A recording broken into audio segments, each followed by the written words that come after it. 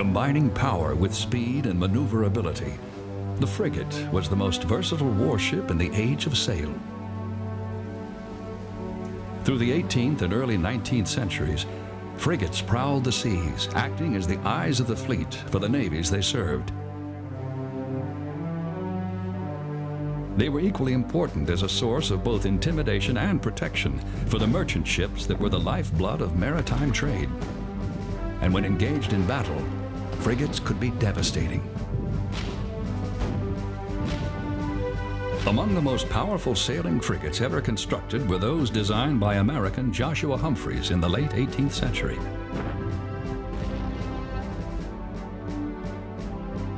A classic of this type was the 44-gun USS Constitution.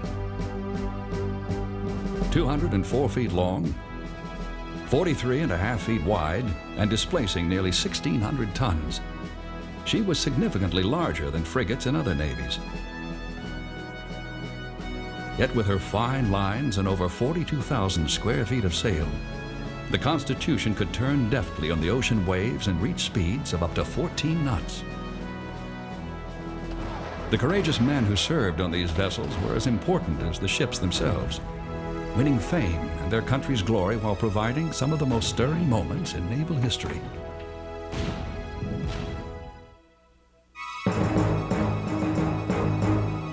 Roaming like lone wolves over the oceans, frigates became one of the most widely used warships of all time. Swift, well-armed, and self-sufficient, they were ideally suited for independent action. They could remain at sea for up to 6 months at a time, sailing vast distances in relatively short periods. All of these assets helped make the frigate an invaluable scouting ship in the world's navies, earning it the nickname, the Eyes of the Fleet. Every fleet needs its eyes. It needs its scouts, especially in those days. No radar, no telephone. So how is an admiral to know where his enemy is? Now, he doesn't want to split his fleet up. He needs them together in the fleet. But he needs things light and fast to go out and search all round ahead of the fleet. So he wants light, fast scouts. And that is your frigate. Frigates were just as valuable when serving as support vessels for the massive ships of the line that were the core of a sailing navy's striking power. They performed numerous other missions as well, from escorting friendly merchant ships in hostile waters to attacking enemy vessels in times of war. Yet despite its wide usage, the origins of the frigate are somewhat mysterious. Even the source of its name is cloaked in obscurity. Many experts believe that the Spanish were the first to coin the term fragata in the 16th century. The Spaniards really brought it into use for the ships which they used to supply their colonies in America. It's a sort of a convenient word which gets attached to ships of a basically speedy, light construction used in various purposes. These early ancestors of the frigate mounted oars in addition to sails to ensure their mobility, even if there was no wind. By the mid-16th century, warships very similar in structure were being built in England. In 1586, a famous English shipwright named Matthew Baker made a revolutionary drawing that illustrated the distinctive features of these swift and maneuverable vessels, which were also the basis for the legendary race-built galleons that helped defeat the Spanish Armada in 1588. What Matthew Baker has done is to think of the analogy between the most efficient hull shape and the most efficient shape that he knew in nature. So the point in a way is theological, and that is the shape of a mackerel. This really is what people would have called a frigate. And the remarkable thing about her is just how little of her there is above the waterline. And she's essentially got one major row of guns. She's also got row ports there, there, there. So you can see the transition. So she has guns on the main deck, and then she has row ports so she can still be propelled by oars above them. By the early 17th century, Northern European sea raiders were employing a sleeker and swifter version of this craft for attacking their adversaries' merchant ships in the North Atlantic. the British Royal Navy had yet to evolve into the great force it would become, and during the English Civil War of 1642-48, British ships were a frequent target of these marauding predators. They were long, narrow, lightly armed, highly maneuverable, and fast vessels. Because they caused so much difficulty during the Civil War, when the war ended, the Admiralty began ordering large numbers of these frigates to be built to serve in the British Navy. Constructed under the central authority of the British Admiralty, which was the British Navy's high command, these early English frigates could be up to 100 feet long. Like earlier frigates, they usually had 3 masts and mounted their guns on a single deck. But their designers had begun to reconsider the idea of using both sails and oars to propel the ship. The next development is a radical simplification. It's getting rid of oars, realizing that oars are not a practical thing, partly because of the number of men required to actually operate the huge sweeps that were necessary to pull along a 100-foot vessel. By the beginning of the 18th century, most of the frigates employed by the British, Spanish, and French had grown to include 2 covered gun decks mounting anywhere from 24 to 50 guns. But by the middle of the century, the design evolved once again, when the second covered gun deck was removed because it made the ships too clumsy. At that point, it was realized that a ship with 1 row of guns could be made relatively long, carry a significant amount of firepower, and still be maneuverable. And this allowed a very powerful armament to be carried on a very nimble ship. Standardized by the French, it was this model, with a single covered gun deck and a crew of between 250 and 300 men, that became the classic frigate of the age. It was really the French who came up with the idea of what we call the true frigate in the 1740s, and the British copied that because they found that, suddenly the enemy, the principal enemy, was using these very speedy, maneuverable, independent ships, which, although they only had guns on a single deck, were extremely effective. Though similar, there were significant differences between English and French frigates, differences that were dictated by the contrasting battle tactics of the 2 rival nations, who were frequently at war during the 18th century. The English preferred more durable and heavily armed ships that were best suited to fight at close range. The French, on the other hand, emphasized speed and agility, designing their frigates to wage battles of maneuver. However, as with all frigates at the time, both British and French frigates were rated by their firepower. A 38-gun, 18-pounder frigate like the British Guerrière meant that the ship carried 38 guns that fired 18-pound cannonballs as her main armament. They were continually trying to find the right weight of armament, and this is why you get this whole range of ships. You get, the 32-gun frigate armed with 12-pounder guns. You get the 32-gun frigate armed with 18-pounder guns. Then you go up to a 36-gun frigate, and then you go and it's absolutely wonderful for the ship buffs, because they are simply debating the merits of these things to this day. Despite these classifications, however, it was not unusual for a frigate to be outfitted with more guns than she was designed for, in an effort to maximize her fighting power. As the armament of a frigate increased, so did its size. Some frigates in the late 18th century reached 150 feet in length, making them nearly as long as the primary battleship of the period, the mighty ship of the line. But although they were powerful raiding and scouting vessels, frigates were never intended to fight alongside the more massive ships of the line in the main battle fleet. Built to carry as many guns as possible, the largest ships of the line mounted over 100 cannon, 3 times as many as a standard frigate, and at a displacement of 3,500 tons, outweighed the smaller ships by a margin of up to 4 to 1.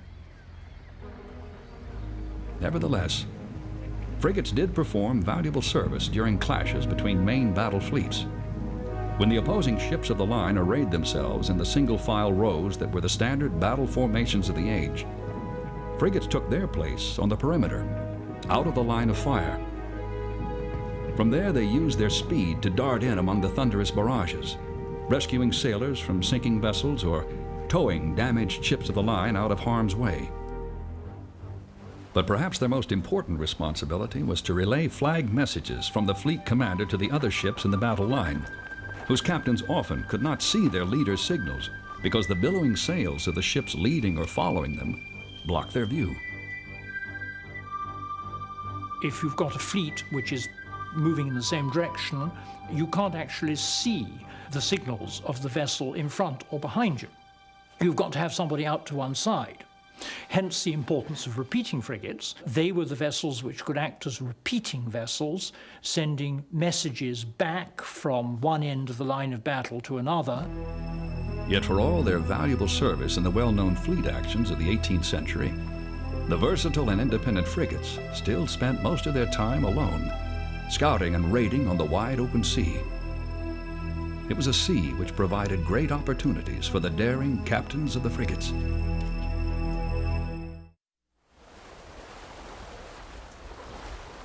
When frigates were sailing and fighting on their own, with neither the support of a squadron nor the supervision of a commanding admiral, the frigate captain reigned supreme. He had to employ all of his personal resources, his navigational skills, his seamanship, and his survival instincts to ensure the success and safety of his ship and its crew. Only the bravest and most daring men could succeed with such a responsibility. This made frigates an excellent proving ground for ambitious young officers, many of whom received their first command on a frigate. So it was a young man's job, frigates. Again, your immortal years when you're young. You believe you're indestructible. This would be the ship. You were bound to get a certain amount of independence because you were off scouting. This would be the thing that every young man would long to command. Wonderful thing. Perfect. The harmony of the rigging, the hull, the speed, the armament, the speed to get out of the way of the ship aligned, the armament to take on anything your own size anywhere in the world with confidence. Oh, must have been a wonderful job being a frigate captain. One of the most audacious frigate commanders was British Captain Michael Seymour. Joining the ranks of the Royal Navy at the age of 12, Seymour made lieutenant at the age of 22 and lost an arm in battle 2 years later while commanding a frigate. In November 1808, while England was at war with France, Seymour and his crew aboard the 36-gun frigate HMS Amethyst gave chase to the 40-gun French frigate Thetis off the French coast. Seymour did not know that in addition to her usual crew, the Thetis was carrying some 100 additional soldiers to an overseas base. As Seymour drew within range, he gave the command to fire. The two ships exchanged a fierce barrage of broadsides and musketry for the next 2 hours.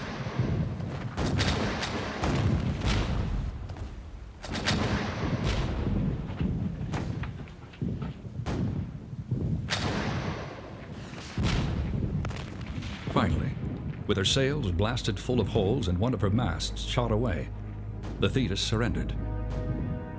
Although the French frigate had begun the battle with a nearly 2-to-1 manpower advantage, 135 of her men were killed, including her captain, and 102 more wounded. Captain Seymour in the Amethyst had lost 19 men, with 51 wounded out of a crew of 261. For his success, Seymour was given the British Naval Medal, a rare honor at the time for a frigate captain. However, medals were not the only thing that could be won by a frigate captain who had done well in battle. They could also receive monetary rewards. Called prize money, it meant that if a ship was captured or taken as a prize, the value of it and its cargo was shared by the crew of the capturing vessel. The potential to earn prize money was a tremendous incentive for the sailors aboard all warships. But because frigates often operated against merchant ships carrying valuable cargo, the opportunities to win prize money aboard a frigate were greater than on any other type of ship.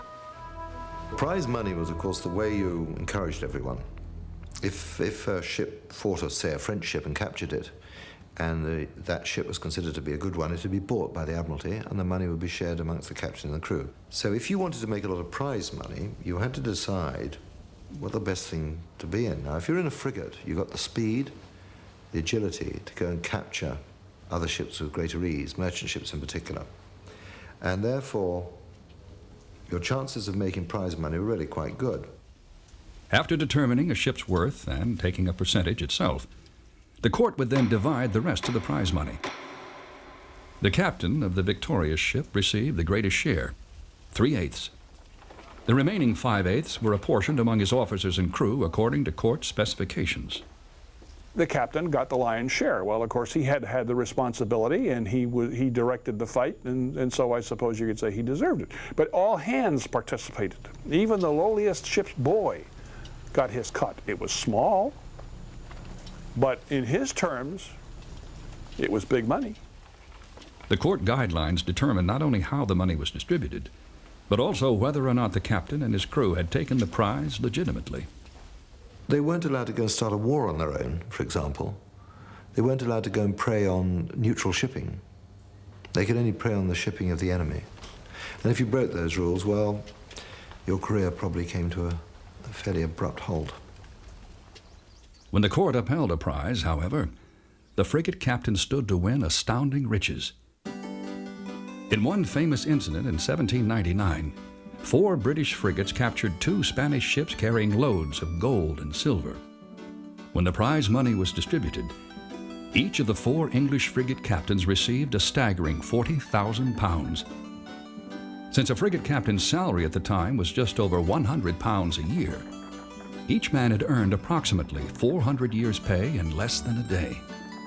It was easy to understand why some frigate captains ignored opportunities to command larger ships in the fleet, preferring to remain in the potentially more lucrative frigates for their entire careers. Ironically, a similar pursuit of plunder on the vital waterways of the sea inspired the birth of what would become the world's next great naval power, a power that built its foundation on a new generation of super frigates.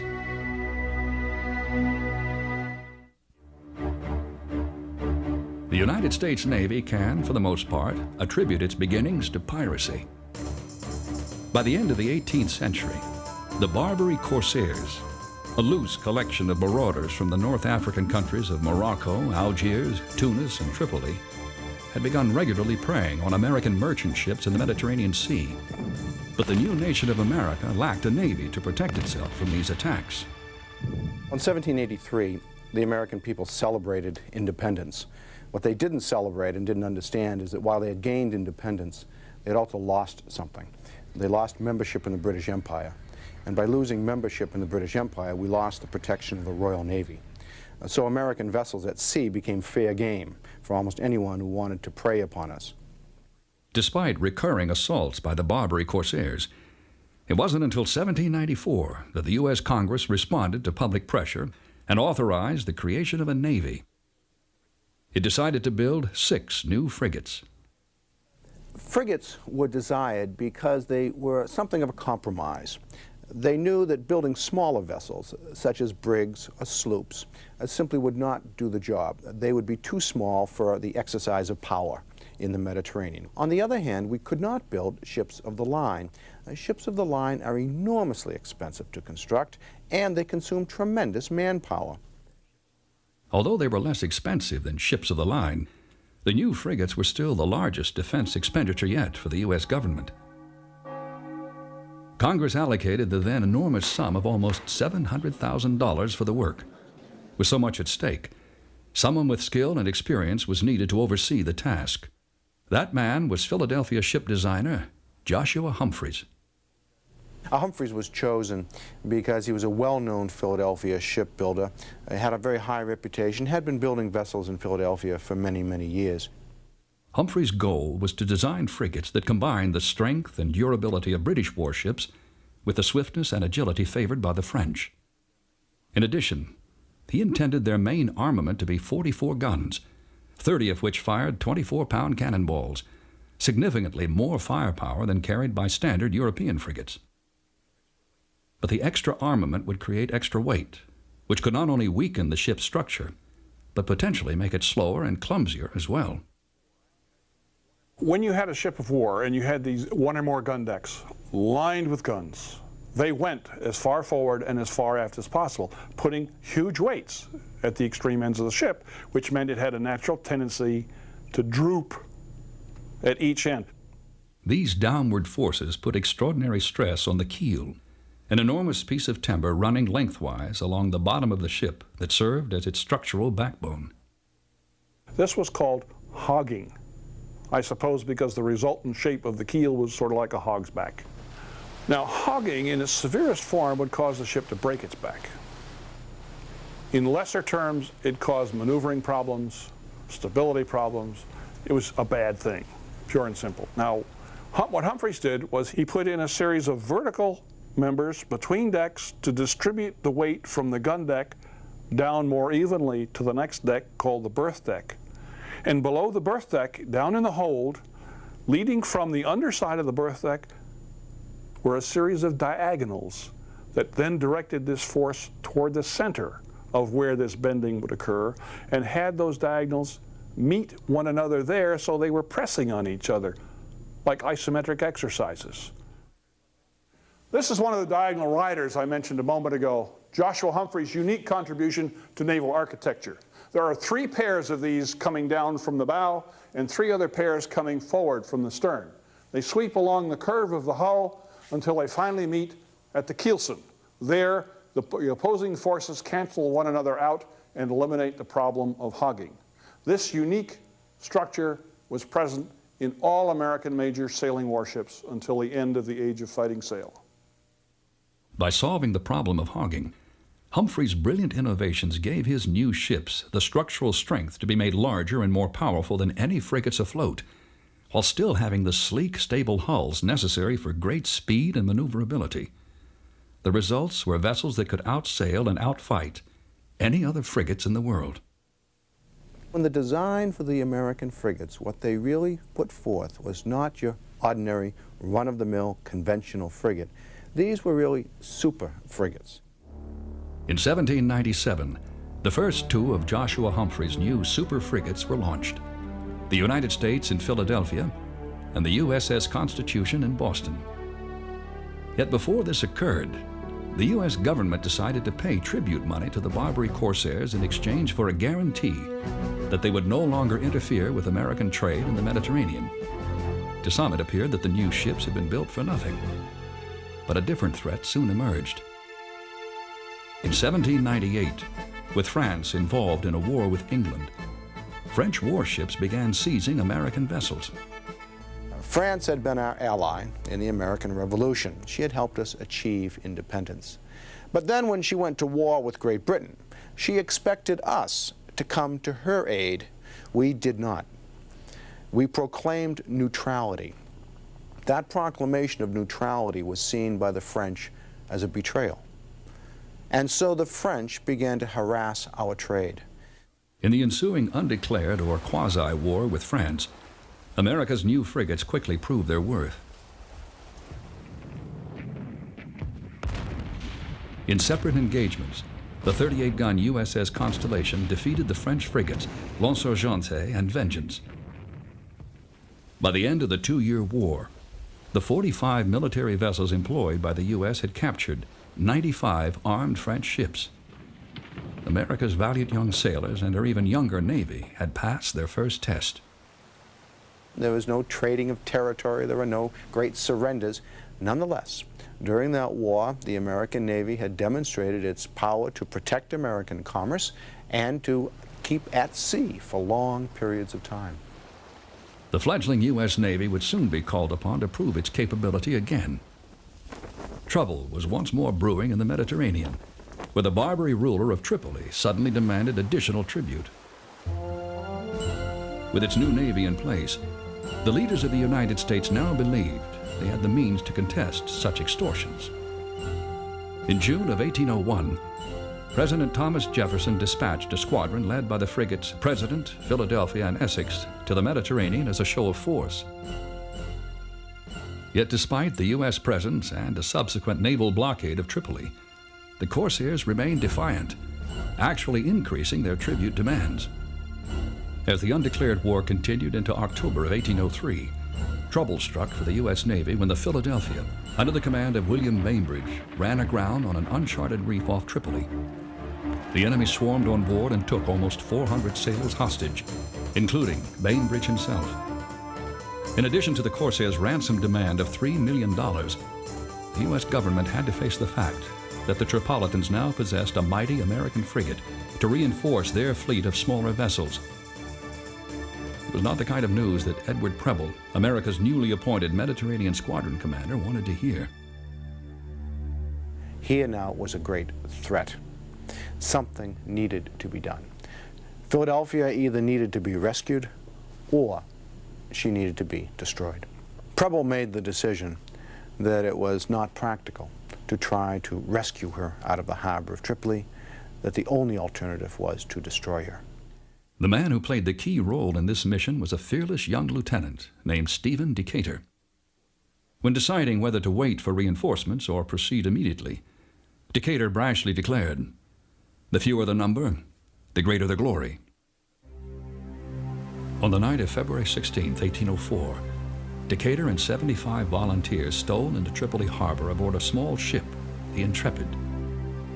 She was a vessel that had been captured in the area, and so she looked like a local vessel. Intrepid made her way into the port of Tripoli, came alongside Philadelphia, and Decatur and his men rushed aboard. The stunned Tripolitan guards either jumped overboard or were cut down in bloody hand-to-hand combat. Within minutes, the Americans had set the Philadelphia ablaze. Decatur and every one of his men escaped safely.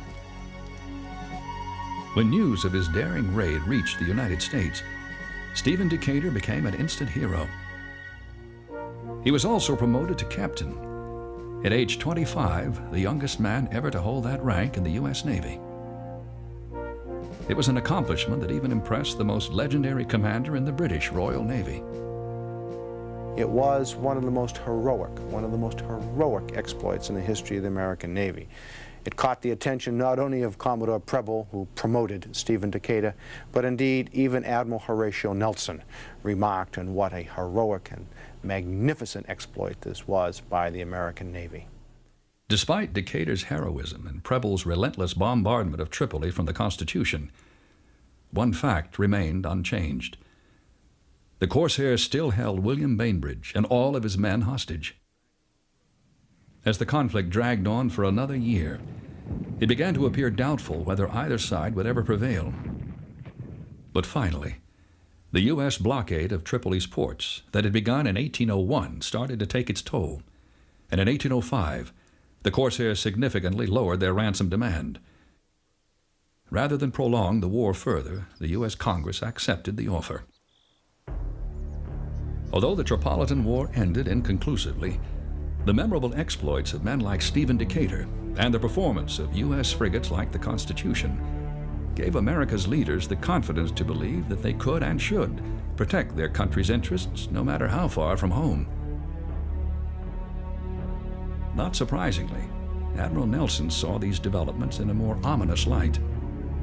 Upon gazing at the Constitution on her return voyage to America, he remarked, "In the handling of those transatlantic ships lies a nucleus of trouble for the Navy of Britain." Though few would have believed it at the time, less than a decade later, Admiral Nelson's statement about the Yankee frigates would prove to be prophetic.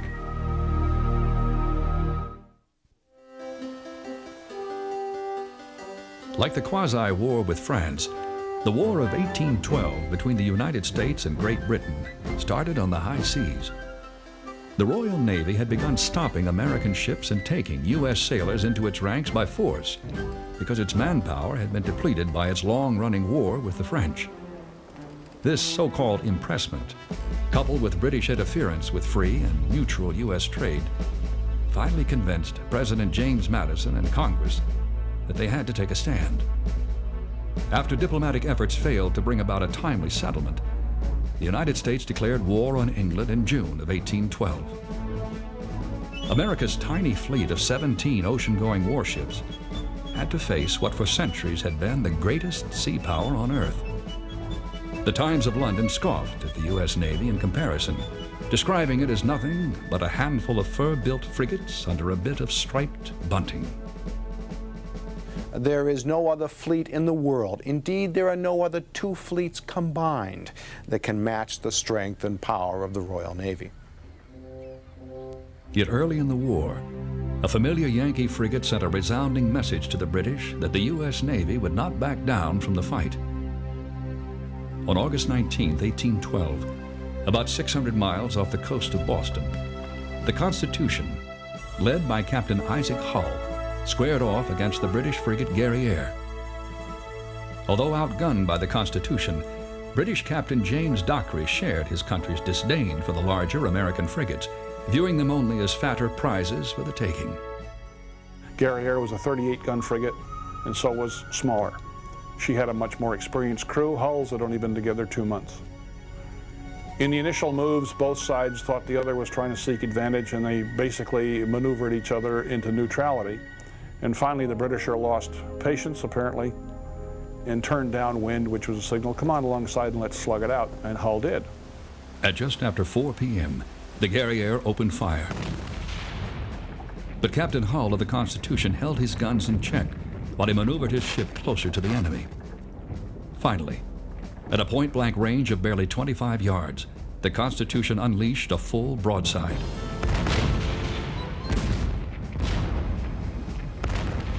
And after about 20 minutes, the Britisher's aftermast was shot away. It went over the side. It caused her to lose control. She swung sharply and crashed into Constitution. As the two ships pulled apart, Hull maneuvered the Constitution into a position where it could bring a full broadside to bear on the Guerrière's unprotected bow. The effect was devastating. And then, for reasons we don't really understand, they collided again with Guerrière's bowsprit, the thing that sticks out in the front, catching in some of Constitution's rigging. Both sides tried to send boarders to the attack, but the hail of musketry was so intense that neither side was successful. And they pulled apart. Now, as they pulled apart, the bowsprit of the Guerrière whipped as it finally broke free, and it sent shockwaves up its rigging to the foremast. And the quivering of the foremast was so bad it broke. And as it started to go, its problem was transmitted to the mainmast, and it followed suit. At just before 7 p.m., the mastless Guerrière, now little more than a shattered hulk, surrendered. Damaged too severely to be taken as a prize, she was set aflame by the Americans and sunk. Captain Hull and the inexperienced crew of the Constitution had achieved the unthinkable, defeating the British in a ship-to-ship action. When news of the victory reached America, Hull and his crew were hailed as heroes. Here was Johnny Appleseed tweaking the nose of John Bull just as handily and easily as you please. You know, and it was a tremendous psychological boost to the United States. And it was the first in a string of frigate victories, and in that sense contributed very much to the war effort. Yet for all their bravery and skill, it is doubtful that the men of the Constitution would have achieved victory had it not been for their ship. The more rugged structure and heavier armament of the American frigate had proven superior to the smaller British design. It was its stout construction that ultimately earned the Constitution the nickname she carries to this day. Constitution got her nickname Ironsides when, in a battle in the War of 1812, a cannonball literally bounced off of her 21-inch thick sides. The combination of the 21 inches of wood actually was like iron, and when the cannonball hit it, it just dropped right into the sea. And a sailor saw that and said, "Huzzah, her sides are made of iron." For the rest of the War of 1812, Ironsides and the other U.S. frigates continued to be a dominating force. William Bainbridge, who had lost the Philadelphia to the Barbary Corsairs 10 years earlier, redeemed himself by leading the Constitution to a decisive victory over the British frigate Java. Early in the battle, a cannonball shot from Java came over the side of Constitution and took out Constitution's wheel, as well as the two sailors who were manning the wheel. At the end of the battle, Java was sinking, so the captain of the Constitution sent the Marines over to Java and took the wheel from Java and brought it over and put it on to the Constitutions. Later in the war, under yet another captain, Charles Stewart, the Constitution triumphed over the British light frigate Cyane and the sloop of war Levant. The USS United States, commanded by Stephen Decatur, also won a smashing victory over the British frigate Macedonia. The impact of these battles sent shockwaves across the Atlantic. 13 months after the United States declared war on Great Britain, the Royal Navy issued an unprecedented order to all its frigates serving in the Atlantic Fleet. The order is that British frigates are not to engage American frigates one-on-one. The British Admiralty feels much put upon, by the way, because all of this is terribly, terribly unfair. Because British frigates are, after all, only 38 guns, and the American frigates are much more powerful than that. So the British see the Americans as playing unfairly. When the American newspapers announce that an American frigate beat a British frigate, the British newspapers and the British Admiralty cry, "Nay, nay, nay, it was an unfair combat to begin with."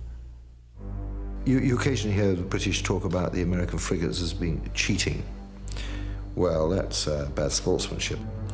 These were very, very fine ships, excellent for the task for which they were designed. They were powerful, powerful ships, and well-ruled, well-sailed. Quite a devastating weapon of war, in fact. Although the outcome was inconclusive when the War of 1812 ended after 3 years, one thing was certain.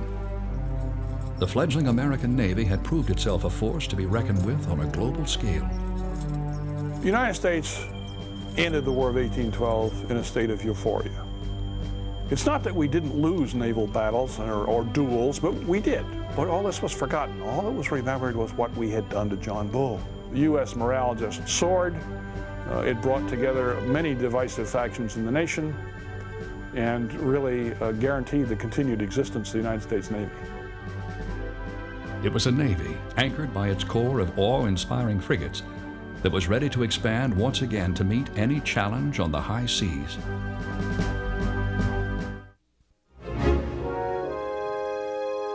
Thanks largely to the sterling performance of the Yankee frigates in the War of 1812, the U.S. government became convinced that if it were to maintain the respect America had earned as a world power, it should strengthen its Navy. The celebrated victories of the American frigates in the War of 1812 had a tremendous effect upon the reputation of the American Navy. They gave the image of power and strength and determination, that America was a nation here that intended to stay. In 1815, the heavy frigates Guerrière and Java, named after 2 of the British frigates defeated in the war, joined the U.S. fleet, as well as 3 74-gun ships of the line. A year later, Congress gave its approval for 9 more 74s and 12 44-gun frigates. But before construction began on the new ships, America had to deal once again with the Barbary corsairs. At the start of the War of 1812, the Barbary ruler of Algiers, Hassan Pasha, had allied himself with the British and resumed seizing American ships.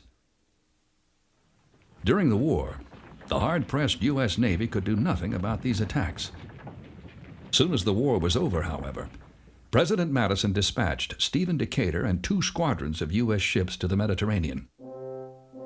Decatur, aboard the 44-gun Guerrière, promptly imposed America's terms not only on Algiers, but on Tripoli and Tunis, who had also taken American ships.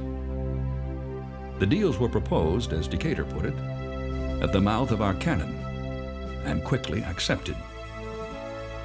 Never again would American ships pay a penny of tribute to the Barbary corsairs. Decatur showed the flag, showed the force, showed the open gun ports of the American frigates, and that did the job. Simply the presence of that squadron and the size and strength of it persuades the Tripolitans that peace is more beneficial to them than war. In an effort to ensure that the corsairs would keep their word, Decatur urged that a respectable force be left behind in the region. Shortly thereafter, the U.S. Navy formed a Mediterranean squadron anchored by 2 frigates. It was the precedent for America maintaining a naval presence abroad. The American frigates, they certainly gave the American Republic a presence, visibility in far distant places. Their capacity to be able to sustain themselves independently and still be a significant force was vital in the record of their success.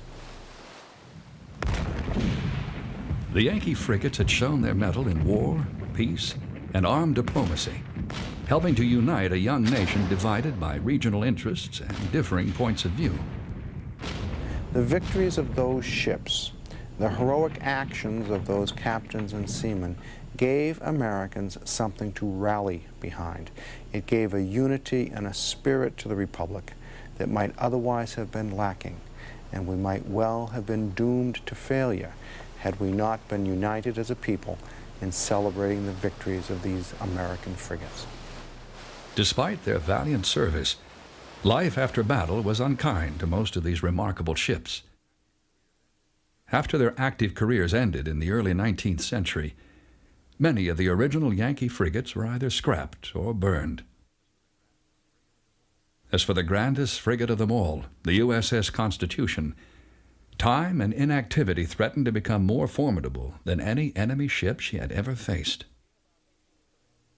In about 1830, the Secretary of the Navy sent an order out to all the Navy yards asking for material inspection reports on all of the ships then in reserve.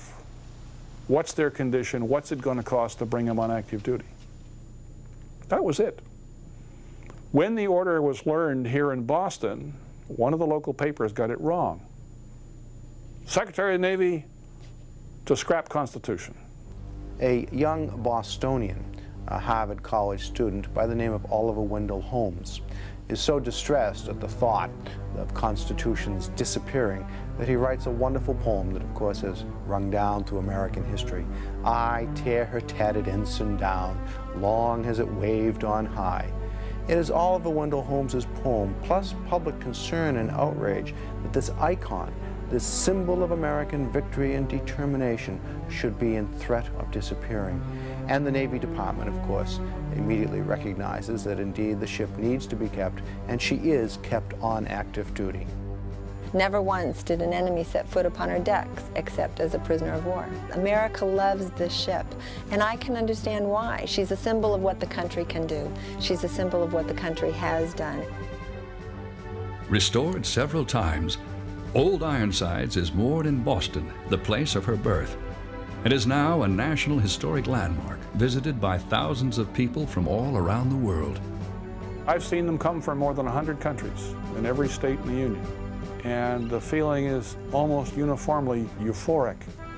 I could stand out there in the parking area by the ship and look away from her, look at the direction from which the visitors are coming, and watch them as they first catch sight of her.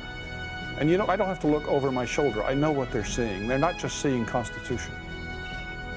They're seeing clouds of white sails. They're seeing banks of clouds in the sky behind her, and maybe sun's rays bursting from them, and maybe even a rainbow. It's an awesome thing to watch them. She just captures the imagination incredibly. Obviously, she's captured mine. The Constitution remains the oldest commissioned ship in the United States Navy, a permanent reminder of the grace and power of these remarkable vessels called the frigates.